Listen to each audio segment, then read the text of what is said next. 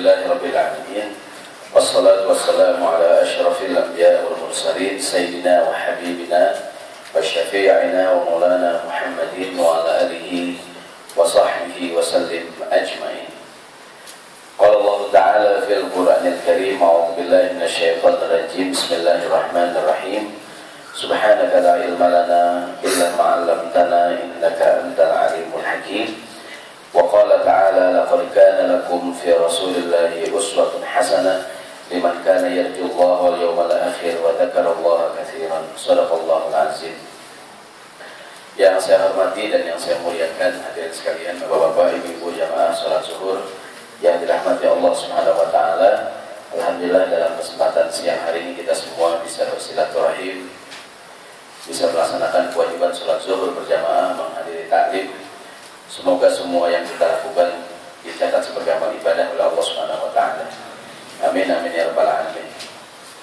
Hadirin rahimakumullah, dalam kajian sirah atau kajian sejarah kehidupan Rasulullah SAW pada siang hari ini, kita masuk judul baru, judulnya Al-Hisar Al-Iqtisadi, pemboikotan secara ekonomi, atau Rasulullah SAW dikucilkan. Beliau diembargo ya secara ekonomi. Kemarin kan pertemuan terakhir kita kajian sirah, datang beberapa orang utusan kepada Nabi SAW menawarkan beragam tawaran dengan kompensasi, dengan harapan Rasulullah SAW mau berhenti berdakwah.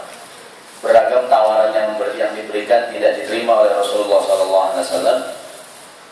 Singkat cerita, para tokoh Quraisy mencari cara lain, gimana caranya menghentikan dakwah Nabi Muhammad SAW.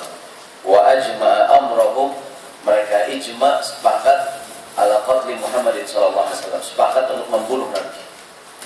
Ini tidak ada cara yang lain, ada cara baik-baik, udah nggak mempan.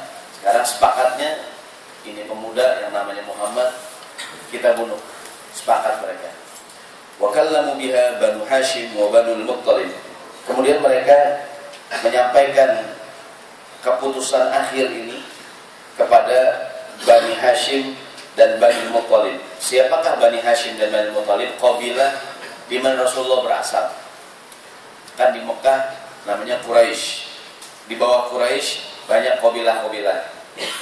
Nah, mereka ini hadirin rahimahumullah, bangsa Arab ya, memiliki fanatisme yang kuat dalam masalah kesukuan. Meskipun Banu Hashim, meskipun Banu Muttalib tidak beriman, tidak percaya dengan dakwah, dengan ajaran yang dibawa oleh Nabi Muhammad SAW, namun mereka memiliki fanatisme kesukuan. Muhammad berasal dari kita. Maka rencana membunuh Nabi ini ditolak oleh Bani Hashim dan Bani Muttalib. Jadi kedua suku ini memberikan perlindungan dengan alasan fanatisme kesukuan. Mereka tidak beriman, kecuali Abu Jahal, kecuali Abu Lahab yang meskipun berasal dari mereka namun tetap melakukan permusuhan terhadap Nabi SAW.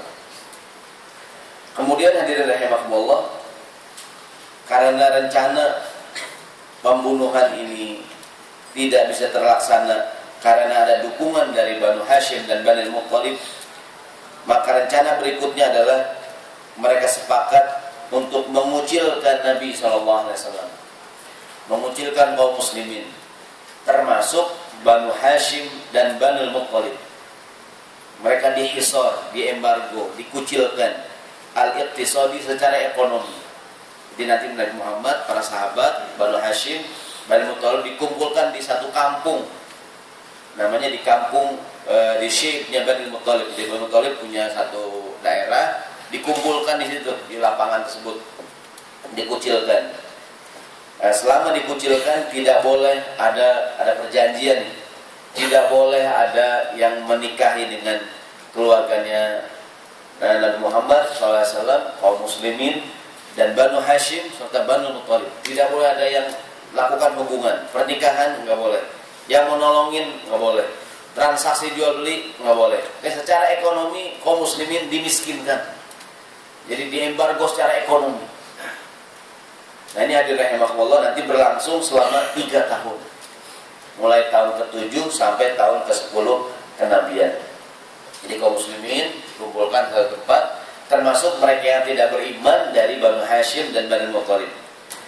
Mereka nanti banyak sekali kisah-kisah yang luar biasa ya, selama masa pengucilan.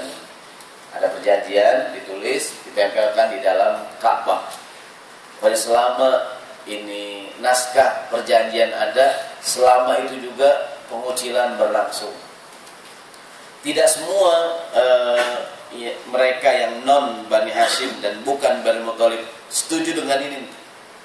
Namun karena udah kesepakatan para elitnya, para tokoh Quraisy di kota Mekah, maka mereka meskipun kesian segala macam tetap diberlakukanlah pengucilan ekonomi terhadap Nabi Muhammad SAW. Dikucilkan, diboikot secara ekonomi. Singkat cerita hadirin rahimakumullah, mulailah hisar iqtisadi dilakukan. Kalau ada kabilah, ada kafilah dagang yang datang, maka kemudian Abu Jahal dengan kekayaan, dengan harta yang dia miliki, dia berkata Abu Lahab Abu Lahab meskipun berasal dari keluarga Nabi, dia berkata kepada para kafilah dagang, ya ma'asyarat tujjar, wahai para pedagang sekalian, ghalu ala ashabi Muhammadin SAW, harga taikin. Kalau Muhammad akhir mau belanja juga kalian, harganya tinggiin setinggi-tingginya, sehingga mereka tidak bisa membeli. Hatta la yudriku syai'an ma'akum, sehingga mereka tidak mendapatkan apa-apa dari kalian. Kemudian harga ditaikin, sehingga singkat cerita kaum muslimin selama 3 tahun berada dalam kondisi ekonomi yang sangat susah. Ada sebuah cerita yang disampaikan oleh sahabat Sa'ad bin Abi Waqqas. Kata Sa'ad bin Abi Waqqas, satu malam di masa-masa hisar iqtisadi ini, diboikot secara ekonomi, satu malam kata Sa'ad, saya dengar cerita ini dari ceramah Syekh Yusuf Al-Qardawi. Beliau menyampaikan sebuah riwayat, Sa'ad bin Abi Waqqas keluar di malam hari, mohon maaf, dia ingin buang air kecil. Itu dia pipis di padang pasir gitu ya. Kata Sa'ad, fasami'tu qa'qa'atan, aku dengar anaknya suara, mohon maaf ya, kalau orang pipis di pasir ketika mengenai sesuatu mungkin suaranya beda gitu. Begitu aku lihat, aku selesai pipis, ternyata ada kulit hewan yang udah kering. Kemudian aku ambil, aku bersihkan, aku cuci, dibersihin. Kemudian aku jemur. Kemudian aku digetok-getok. Kemudian aku makan. Faqawitu biha salasata ayyam. Dengan bekal makanan itu aku bertahan selama 3 hari. Dalam buku Fiqh Sirah diceritakan para sahabat radhiyallahu anhum yaquluna awraqasy syajar. Tidak sedikit dari mereka yang makan daun-daunan yang biasa dimakan oleh hewan ternak. Sehingga begitu mereka buang air besar, yang keluar kayak kambing gitu kan. Kan kambing kalau makan daun keluarnya gitu juga kan. Jadi bayangin nanti enak makannya.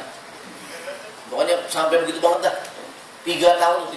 Tidak sedikit yang kesian, karena pemboikotan dihentikan. Namun karena para tokoh yang membuat kebijakan. Singkat cerita, hadirin rahimakumullah, akhirnya Nabi dan para sahabat serta Banu Hashim dan Banu Muthalib radhiyallahu, kalau kaum muslimin dan Muhammad dihisar, diboikot karena alasan akidah. Banu Hashim dan Banu Muthalib ikut diboikot juga karena mereka mendukung Nabi SAW. Artinya karena ada fanatisme kesukuan. Singkat cerita, hadirin rahimakumullah, Allah Subhanahu wa taala menolong Nabi SAW dengan cara, waktu itu ada beberapa orang tokoh Quraisy yang sudah tidak tahan melihat penderitaan kaum muslimin. Tiap malam terdengar suara tangisan anak-anak di lembah di mana mereka diboikot kan. Begitu tokoh ini ingin udah dihentikan pemboikotan, saat yang sama Allah Subhanahu wa taala mengirim tentara. Ada anai-anai rayap yang memakan kertas perjanjian. Semua dimakan kecuali kalimat Allah. Hadirin, bangsa Arab, mereka juga mengenal Tuhan mereka adalah Allah. Jadi kalau ditanya siapakah yang menciptakan langit dan bumi, jawaban siapa? Allah. Tapi mereka juga menyembah, namanya mereka musyrik, menyekutukan Tuhan. Sebelum Nabi Muhammad lahir, banyak orang namanya Abdullah, ada orang musyrik namanya Abdullah. Ayahnya Nabi siapa namanya? Jadi nama Abdullah itu nama adalah hamba Allah kan. Dan Allah itu kan Tuhan yang mereka kenal dari dulu gitu. Maka Nabi Isa juga membawa ajaran la ilaha illallah. Semua nabi sama ajaran. Jadi kalimat Allah itu sama. Mohon maaf ya kalau orang Nasrani juga di kita bilangnya Allah juga kan. Cuma dia cuma satu ya, jadi Allah ya. Ya orang Nasrani di Timur Tengah, di Mesir, di Saudi nggak tahu, di Mesir, di beberapa negara Timur Tengah, kalau janji sama insya Allah juga. Kalau sama emang arti insya Allah ya kalau Tuhan menghendaki kan. Kalau mereka berterima kasih bilangnya alhamdulillah. Bahasa Indonesianya puji Tuhan. Puji Tuhan apa? Segala puji milik Allah ya. Ini kan mirip-mirip aja tuh mirip-mirip ya. Cuma mereka bilangnya puji Tuhan ya. Puji Tuhan segala puji milik Allah ya. Bahasa Arabnya apa tuh? Alhamdulillah. Alhamdulillah. Karena Tuhan kita satu kan, Allah Subhanahu wa taala. Nabi Isa, nabi kita juga gitu kan. Yang mereka imani tentang Nabi Isa, berarti mukjizat Nabi Isa kita juga meyakini kan, Isa anaknya Maryam. Cuma mereka tersesat ya. Mereka mengakui Isa sebagai anak Tuhan, ibunya Isa Maryam sebagai Tuhan ibu, ada Tuhan Bapa yang di langit dan seterusnya. Kita kembali dari rahimahumullah. Jadi tadi itu semua kertas perjanjian dimakan kecuali kalimat Allah.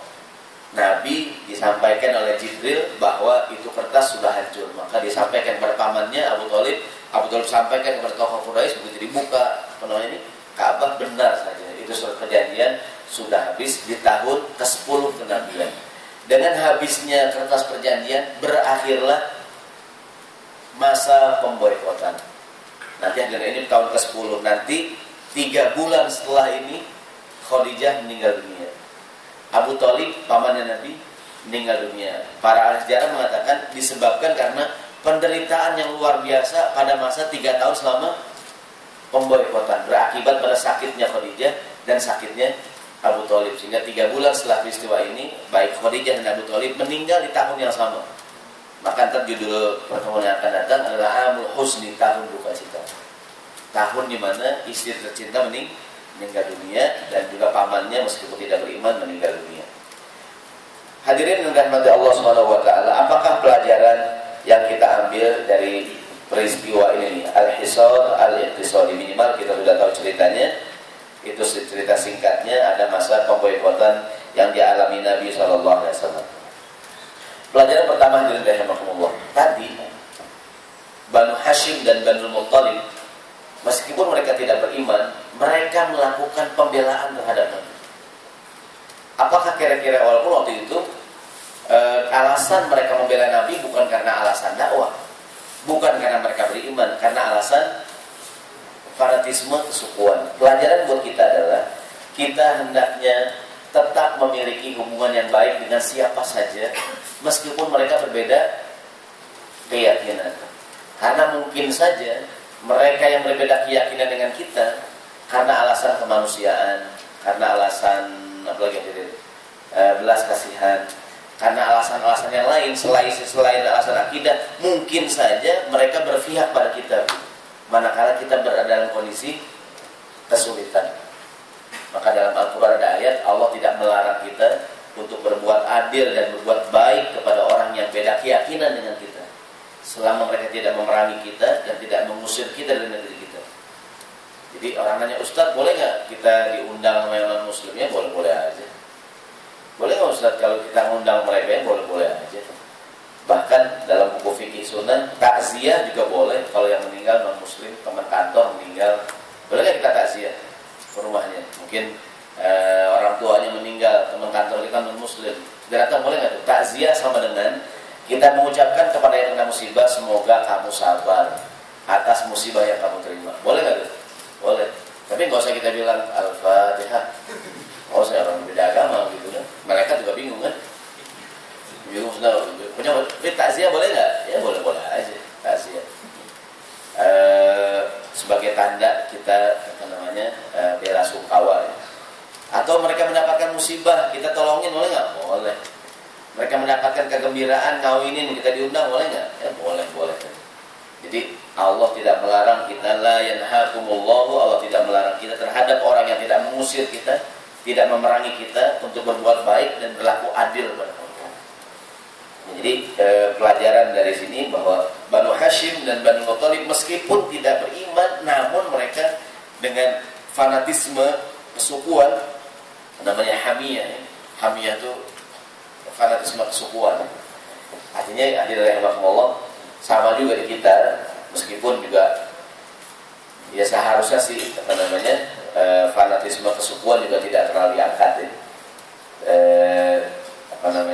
Allah berfirman dalam Al-Qur'an, ya ayuhan nas inna khalaqnakum min dzakarin wa untha wa ja'alnakum syu'uban wa qabaila lita'arafu. Memang kenyataannya kita bersuku-suku berbangsa-bangsa ya, tujuannya saling mengenal. Jadi hadirin jadi pelajaran pertama, pentingnya buat kita sekalian memiliki hubungan baik dengan siapa saja meskipun mereka beda keyakinan. Karena mungkin saja orang lain membela kita karena alasan kemanusiaan. Kayak atau mungkin ada dengar beritanya pemain bola tuh Ronaldo Real Madrid memberikan dukungan kepada perjuangan kaum muslimin di Palestina. Benar ya? Ini pendukung Real Madrid ini tahu ya, kan itu beritanya di koran ya. Bahkan dia termasuk yang main bola waktu lawan klub Israel ya. Kurang kaos nggak mau katanya tuh.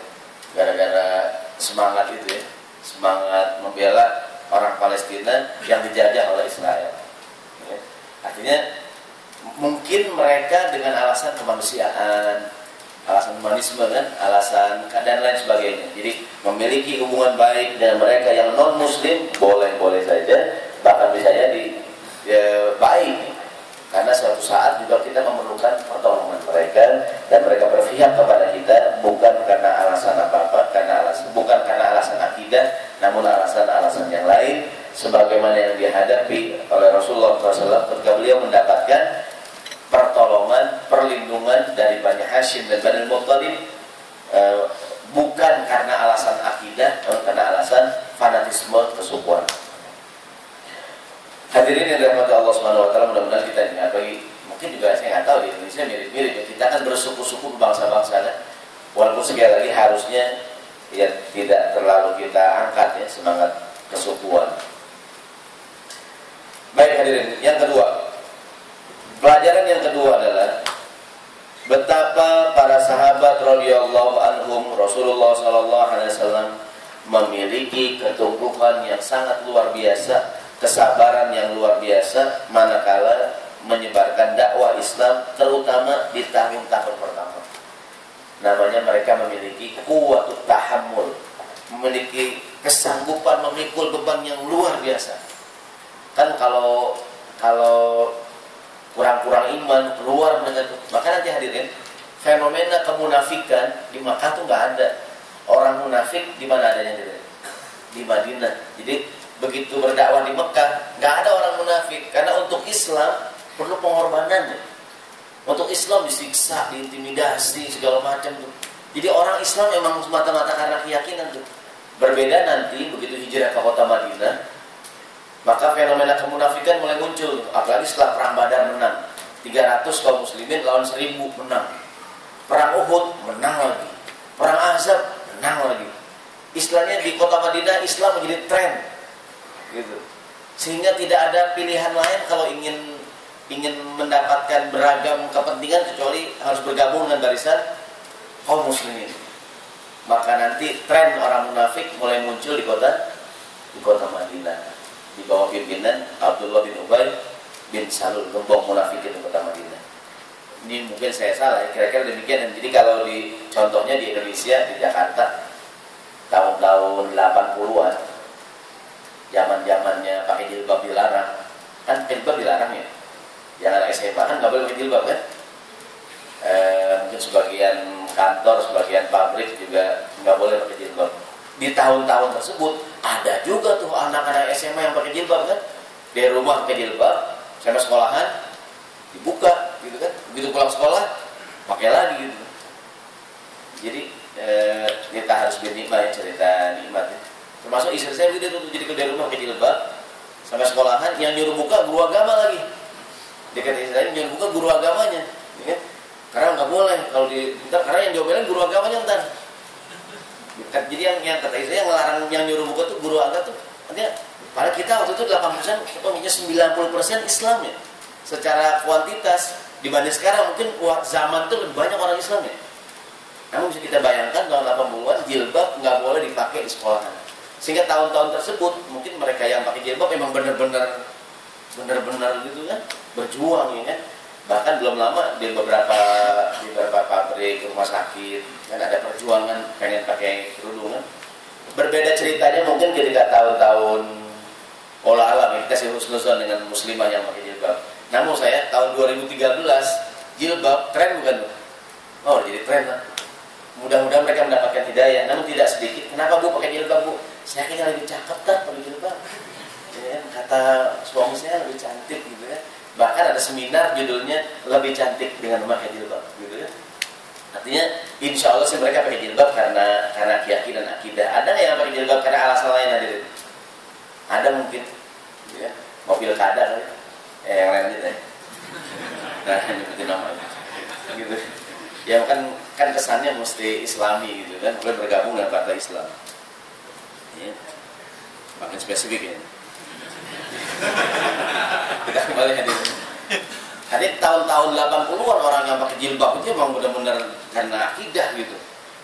Mungkin juga karena tahun-tahun itu kan ya kita masih sangat sekuler dibanding sekarang. Sekarang masih sekuler, cuma dibanding dulu sekuleran tahun 80-an kan. Itu kan dulu sekuler banget tuh. Nah sekarang dengan reformasi Islam semakin kebebasan berdakwah, kebebasan segala macam, kita menikmati sekarang sehingga tren sekarang jadi jilbab menjadi tren. Bahkan kalau ada fashion show gitu kan tidak jarang tuh juga ada sesi baju-baju muslimah. Bahkan sekarang muncul kritikan banyak sekali baju-baju muslimah, baju jilbab, cuman mohon maaf terlalu ketat begitu tuh. Ya kan? Nanti hanya menampilkan unsur seksi dibandingkan syariatnya. Intinya bahwa di zaman itu kaum muslimin mereka luar biasa tahammulnya untuk Islam perlu pengorbanan. Artinya maka nanti Allah memberikan penghargaan tersendiri buat as-sabiqun al-awwalun. Orang-orang pertama yang masuk Islam. Nanti mereka muhajirin, orang Ansor juga tuh yang pertama Islam. Generasi pertama punya kelebihan.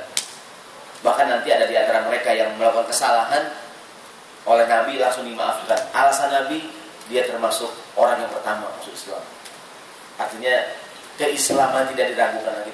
Jadi kalau mereka melakukan kesalahan, apalagi kesalahannya bukan karena disengaja ya, karena alasan-alasan lain, oleh Nabi dimaafkan. Contoh ada kisah seorang sahabat namanya Hatib bin Abi Balta'ah. Ketika Nabi merencanakan penyerbuan kota Makkah, dirahasiakan oleh Nabi.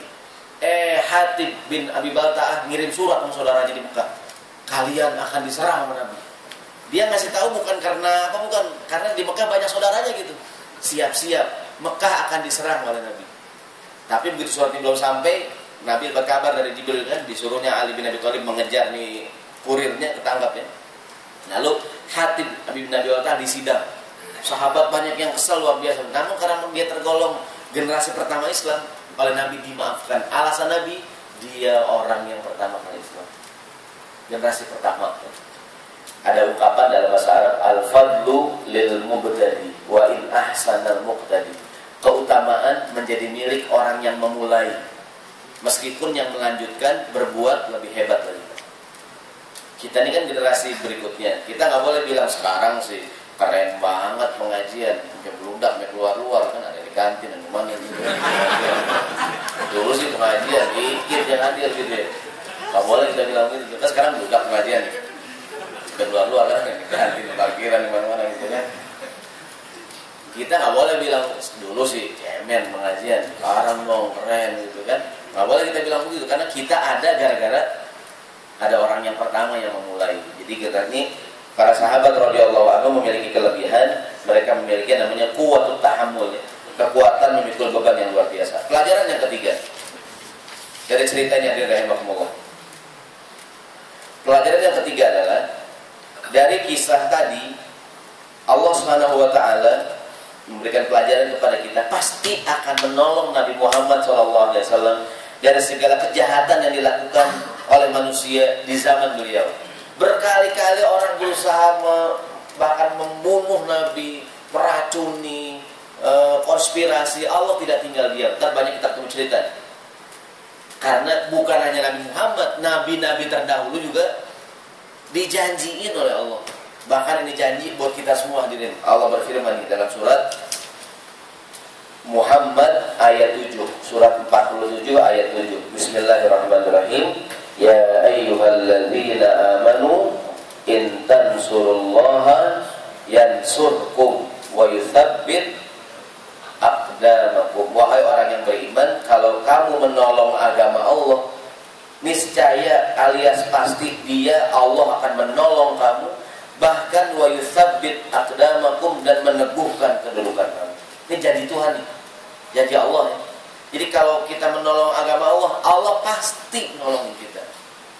Kalau cerita Nabi Muhammad, cerita ini contohnya, atau cerita-cerita berikutnya kita akan temui selama kita mengkaji sirah. Supaya tidak terulang, kita ambil contoh nabi-nabi terdahulu. Di fotokopian saya muat bagaimana Allah menolong Nabi Musa dari kejaran Firaun. Kalau hitungan matematika normal manusia biasa, hitungan-hitungan ini mati dan Nabi Musa ketangkep kan? Ya kan? Sebab kan Nabi Musa kan dikejar-kejarkan sama Firaun. Begitu dikejar-kejar, di depannya Laut Merah. Ya kan? Dari Mesir dia mau lari, Laut Merah, di seberangnya kan Sinai kan. Di depannya Laut Merah, di belakangnya Firaun dan bala tentaranya. Allah berfirman, Bismillahirrahmanirrahim. Falamma tara al-jam'ani, manakala kedua golongan itu saling melihat. Musa melihat ke belakang, kelihatan pasukan Firaun. Firaun melihat pasukan Musa, udah kelihatan. Qala ashabu Musa, ini pengikutnya Nabi Musa berkata kepada Musa, inna lamudrakun, sesungguhnya kita benar-benar akan tersusul. Ketangkep dah kita, ketangkep dah. Habis dah kita ya, habis wahai Musa, kita kena dah. Qala, Nabi Musa berkata kepada kaumnya, kalla, sekali-kali tidak akan tersusul. Dengan keyakinan Nabi Musa berkata, inna ma'iya rabbi sayahdin, bersamaku, bersama kita ada Allah yang selalu memberikan hidayah kepada kita. Jangan takut. Tiba-tiba dalam kondisi begitu, apakah yang terjadi? Mungkin lagi genting-genting ya kan, Nabi Musa lari-larian kan, di depannya sungai, laut Merah kan, di belakangnya Firaun mengejar kan, di tengah genting gitu. Ini kalau sinetron ini iklan itu nih di sini. Lagi begini kan, atau bacaannya bersambung. Brengsek kalau begini. Kalau sinetron ya minggu depan dah. Ini kan bukan sinetron, langsung aja nih. Ini sudah penasaran nih. Di dalam kondisi begitu kata Musa, qala kalla, enggak bakalan. Kita enggak bakalan susul. Bersama kita ada Tuhan yang nunjukin hidayah sama kita. Tiba-tiba Allah berfirman, fa'auha ila Musa anidrib bi'asaqal bahra. Kami wahyukan kepada Nabi Musa untuk memukul bi'asaka dengan tongkatmu al-bahra, laut. Wahai Musa, dengan tongkat kamu tuh laut pukul kan. Kemudian begitu dipukul, fanfalaqa fakana kullu firqin qattaudil azim. Pukullah lautan itu dengan tongkatmu wahai Musa, maka terbelahlah lautan itu, dan tiap-tiap belahan adalah seperti gunung yang besar. Artinya di kisah Nabi Musa, Allah tidak membiarkan tansurullaha, ya meskipun kondisinya nggak mungkin, Allah pasti nolongin. Allah pasti nolong kalau kita benar-benar nolongin agama Allah ya. Tapi sekali lagi, Nabi Musa tongkatnya ngebelah lautan jadi ular, itu nih mukjizat. Siapa yang mau hadirin? Allah yang mau, bukan Nabi Musa yang pengen, bukan setiap penyeberang. Aduh kali ini gitu. Nggak ada ceritanya. Kita mikir nggak setakut tadi mikir, Nabi Musa enak banget ya. Nabi Musa ya, kalau di Jakarta enak, jadi kalau banjir kan Sudirman gitu. Enak juga tuh punya tongkat kayak pola hadirin. Ada orang ngomong katanya Presiden Soekarno punya kacamata yang tembus pandang katanya. Itu omongan kemana-mana, benar hadirin. Dari mana sumbernya itu ya? Benar hadirin. Katanya kalau pakai kacamata, wah kalau ada kita beli itu gue enak juga tuh. Ya kan? Kerja nggak pulang-pulang, saya kan bapak-bapak. Kalau di luar diikuti kacamatanya kalau saya ada nggak kacamata juga di itu? Mana dapat katanya? Soekarno, presiden kita udah nggak ada sih. Kalau tanya beliau beli di mana tuh? Di Rusia ya, disediain di Rusia produk-produk gitu. Kan Rusia kayak kekeran, itu kan jam tangan Rusia. manusia canggih biasanya. Kita kembali hadirin. Jadi begitu dikejar oleh Firaun dan tentaranya, Allah pasti menolong Nabi. Jadi dalam saat yang kita tuh nggak mungkin gitu, tidak mungkin ada yang nolong kecuali Allah ya. Kan? Artinya udah nggak ada lagi dah kecuali Tuhan yang turun tangan ya. Tongkat belah jadi jalanan dan selamatkan Nabi Musa alaihissalam. Juga pada kisah Nabi Ibrahim alaihissalam, ingat ketika Nabi Ibrahim dibakar oleh Raja Namrud kan, diikat, dikumpulkan kayu bakar. Qalu, berkatalah orang-orang yang mengelilingi Nabi Ibrahim alaihissalam saat Nabi Ibrahim akan dibakar oleh Raja Namrud.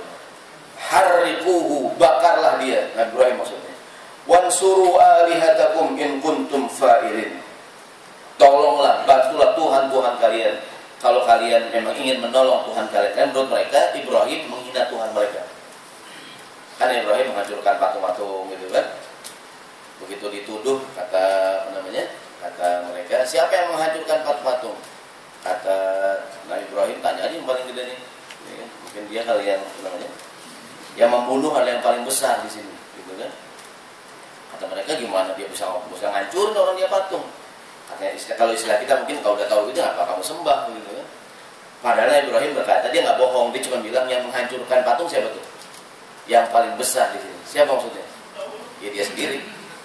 Dengan keimanannya seorang muslim menjadi besar. Dia nggak bohong, dia melakukan hila syariah berkelit ya. Dia bohong tapi nggak bohong gitu. Kita nggak bohong tapi nggak bohong. Pernah nggak saya di sini? Bohong tapi nggak bohong. Ya, kita lagi duduk gitu kan, ada orang dikejar-kejar ya, dia ngumpet belakang gitu. Nanya kita nih, Pak, ngeliat orang nggak Pak? Tadi Pak, ladaran Pak. Kita diri, kita bilang, selama saya di sini saya nggak lihat. Kalau di situ lihat tadi di situ. Kalau selama saya di sini, saya nggak lihat. Bohong nggak deh? Nggak bohong, nggak di sini kan? Selama saya di sini saya nggak lihat. Kalau di situ tadi. Ya, kalau ngomongnya begini bohong dia. Selama saya di sini saya nggak lihat. Bohong nggak deh? Bohong kan kalau di sini. Kalau dia pindah jalan, selama di sini saya nggak lihat sih. Bohong nggak itu? Nggak bohong ya? Bohong tapi nggak bohong. Kata jamaah boleh juga nih.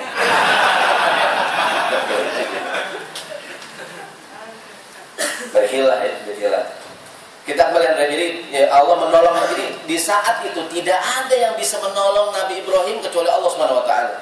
Kan singkat cerita dibakar tuh, dinyalakan kayu bakar, Nabi Ibrahim di dalamnya. Kan apa kira-kira siapa yang bisa nolong Nabi Ibrahim juga? Siapa yang bisa nolong Nabi Ibrahim kan? Sama dengan Nabi Musa. Siapa yang bisa nolong Nabi Musa dalam kondisi tadi itu?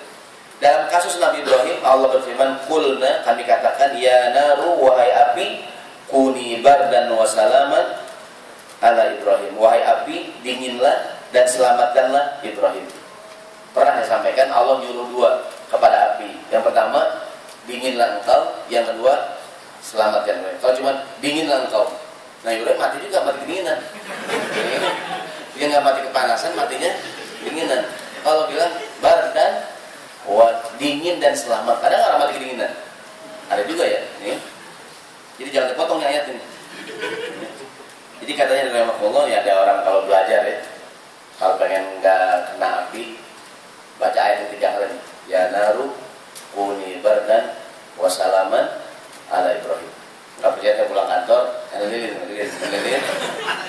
lilin kan, jalan baca 3 kali. Ya naru pegang, selalu melepuh. Selalu kebakar. Yang ketiga hadirin, Allah juga pernah menolong Nabi Isa. Ini singkat cerita dalam kisah Nabi Ibrahim. Begitu apinya reda, Nabi Ibrahim selamat nggak? Selamat ya. Siapakah yang menyelamatkan? Allah Subhanahu Wa Taala. Jadi intan surullah. Jadi manakala tidak ada yang lain yang bisa menolong, Allah langsung menolong. Nanti dalam kisah Nabi Muhammad di Gua Sur gitu kan, di kisah hijrah, banyak banget tuh Nabi ditolong Allah Subhanahu Wa Taala. Yang terakhir ketika Allah menolong Nabi Isa saat Nabi Isa akan dibunuh. Kan waktu itu ada pengikut Nabi Isa yang berkhianat. Jadi orang-orang yang mengejar Nabi Isa bisa mengetahui lokasi Nabi Isa. Apakah waktu itu mereka berhasil membunuh Nabi Isa? Waktu itu tidak ada yang bisa menolong Nabi Isa kecuali Allah Subhanahu wa taala. Maka Allah berfirman, bismillahirrahmanirrahim. Wa qaulihim inna qatalna al-masih Isa bin Maryam. Dan karena ucapan mereka berkata, sesungguhnya kami telah membunuh Al-Masih Isa putra Maryam. Kata mereka nih, kata yang membunuh. Kemudian kata Allah, wa ma qataluhu wa ma salabuhu walakin syubbiha lahum. Padahal mereka tidak membunuh Nabi Isa dan tidak pula menyalibnya, tidak pula menyalib Nabi Isa. Siapakah yang disalib? Walakin syubbiha lahum, tetapi yang mereka bunuh ialah yang diserupakan dengan Nabi Isa bagi mereka. Jadi yang ditangkap dan dibunuh oleh mereka orang yang wajahnya dimiripkan dengan Nabi Isa alaihissalam. Kemanakah Nabi Isa? Diangkat oleh Allah Subhanahu wa taala. Barrafa'ahu Allah ilaihi. Nabi Isa diangkat ke sisi Allah Subhanahu wa taala. Jadi keyakinan kita sampai hari ini Nabi Isa belum meninggal. Saat di akhir zaman nanti Nabi Isa akan turun ke bumi. Dan semua agama meyakini demikian. Kalau orang Nasrani Nabi Isa mati segala macam, tapi kemudian dia naik ke langit, dibunuh dulu baru naik ke langit. Kalau kita belum sempat dibunuh, dia naik ke langit. Dan di manakah persis Nabi Isa turun? Wallahu a'lam. Qila, ada yang mengatakan di Baitul Maqdis. Dan semua agama meyakini demikian. Tapi secara pasti wallahu a'lam. Yang jelas Nabi Isa belum meninggal. Maka kalau ada kalender tuh wafatnya Nabi Isa, Pak, karena tanggal merah apaan Pak? Wafatnya Nabi Isa. Itu kita kalau kita ngomong karena kita baca doang ya. Tapi secara akidah bertentangan ini ya. Pak, kenapa? Ini libur Pak. Tanggal merah. Tanggal merah apa Pak? Udah. Ya kan? Lihat sendiri. Tanggal merah. Besok tanggal 9 ya? Apa tanggal? Tulisannya apa tulisannya? Karena kalau akidah kita dia nggak wafat ya. Dia diangkat. Siapakah yang dibunuh dan disalib? Orang yang diserupakan. Jadi siapakah yang menolong Nabi Isa?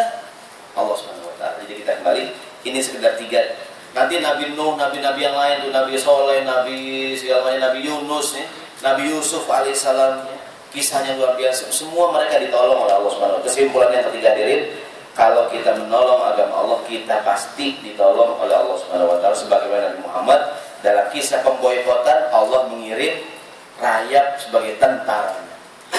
Jadi waktu itu tidak ada daya upaya ya. Siapakah yang menghancurkan surat itu?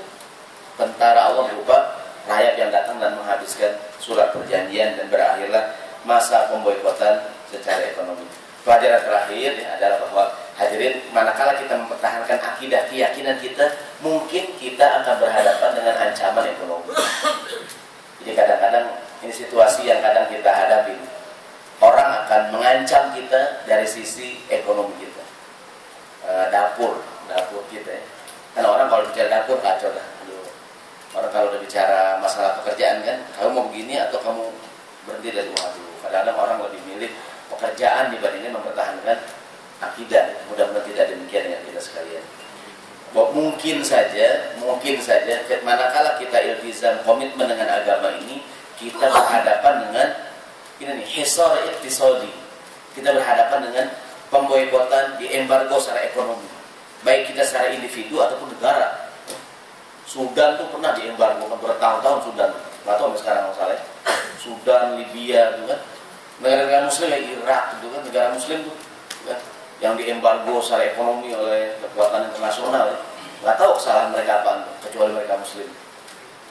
Untungnya negara-negara Muslim rata-rata kaya ya. Kayak Sudan itu biar diembargo bertahun-tahun, orang Sudan tuh hidup aja.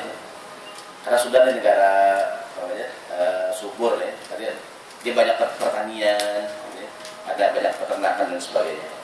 Mudah-mudahan rahimahullah manakala itu datang kepada kita, Allah berikan kepada kita kekuatan sehingga kita bisa mempertahankan akidah kita. Amin ya rabbal. Jadi orang kalau ada yang tahan pukulnya tuh, tahan pukul, tapi nggak tahan lapar. Jadi kalau ngancam dia gampang, nggak dikasih makan, ya Pak saya ngalahin Pak. Dia kalau dipukul tahan, dia tahan. Kalau lapar nggak tahan lapar.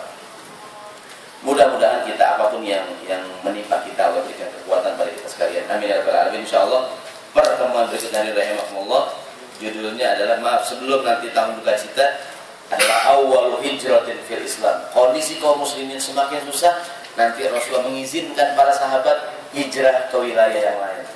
Kemanakah Rasulullah mengizinkan para sahabat hijrah? Dan apakah yang terjadi? Bulan depan, insyaallah. Kita panjang umur, insyaallah. Sekian, subhanakallahumma wa bihamdika, asyhadu an la ilaha illa anta, astaghfiruka wa atubu ilaik. Lebih kurang